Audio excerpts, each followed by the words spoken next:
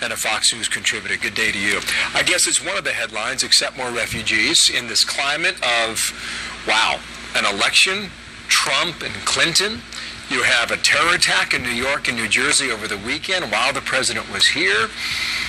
How does this go over? Well, I don't think it will go over well. You know, the past 2 days, the UN has been having a summit on how to handle the worldwide refugee crisis, and it's a discussion really divorced from reality, given the terrorist attacks we've seen in Europe and the United States. The whole moorings of world refugee policy have come unstuck with the idea that people are supposed to be resettled rather than tended to in refugee camps. And so I think the president is living in that globalist universe, and I think politically in this country, it's the wrong time. Here's an idea. Figure out how to end the war. Well, I mean, you think those people want to move to Ottawa? Yeah, that's no offense against Ottawa, but they want to live where they grew up. Well, they want to live in Aspen or someplace like that if they had the choice. But they don't even know Aspen. That is that you'd be surprised. The fundamental refugee doctrine is you send people back to their country of origin when conditions permit. And that's not what's been going on the past 2 years in the Middle East refugee crisis. And I think it's that threat that worries people in Europe and the United States, and quite rightly. My point is that people want to live where they grew up, period. Aspen, Ottawa, wherever. Throw them all in the same bucket. They want to live where they grew up. I keep coming back to the Brexit vote. I come back to the vote in Berlin over this past weekend. Those were votes where people had a voice on what's happening in their own country as it relates to immigration and refugees. What do you think about that? Yeah, I think people actually like to control who comes into their country. It's kind of a fundamental aspect of representative government, and they reject this notion that we're in a world without borders. That's really what's motivating a lot of this, that whether you have another couple 100,000 of people from here or there doesn't make any difference. I think citizens of the United States don't buy that. I think citizens of most countries in Europe don't buy that, and that's the reaction that you're seeing. More headlines will be what?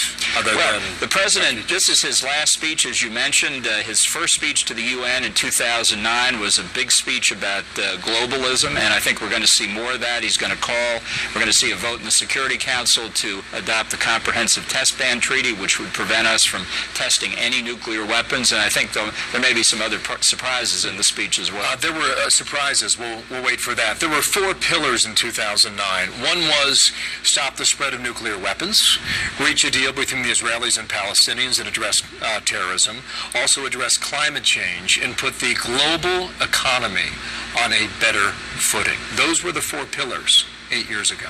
Well, I think he's failed in virtually every respect. The deal with Iran on their nuclear program gives them an open path. The situation between Israel and the Palestinians is worse. The terrorist threat is greater.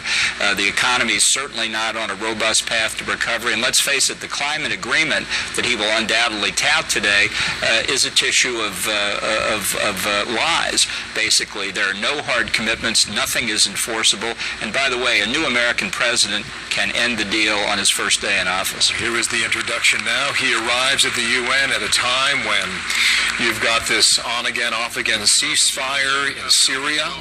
You've got the United States working with Moscow, and this relationship is tenuous at best. You've got heightened concerns over North Korea and the ongoing testing that's happened in that country, and you've got domestic terrorism here at home. Here is the President, President Obama, 8th and final speech at the UN. Mr. Secretary General, fellow delegates, ladies and gentlemen, as I address this hall as President for the final time, let me recount the progress that we've made these last 8 years. From the depths of the greatest financial crisis of our time, we coordinated our response to avoid further catastrophe and return the global economy to growth. We've taken away terrorist safe havens, strengthened the non-proliferation regime, resolved the Iranian nuclear issue through diplomacy. We opened relations with Cuba, helped Colombia end Latin America's longest war, and we welcome a democratically elected leader of Myanmar to this assembly.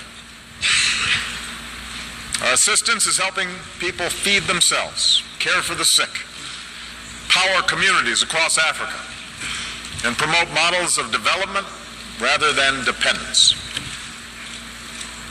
And we have made international institutions like the World Bank and the International Monetary Fund more representative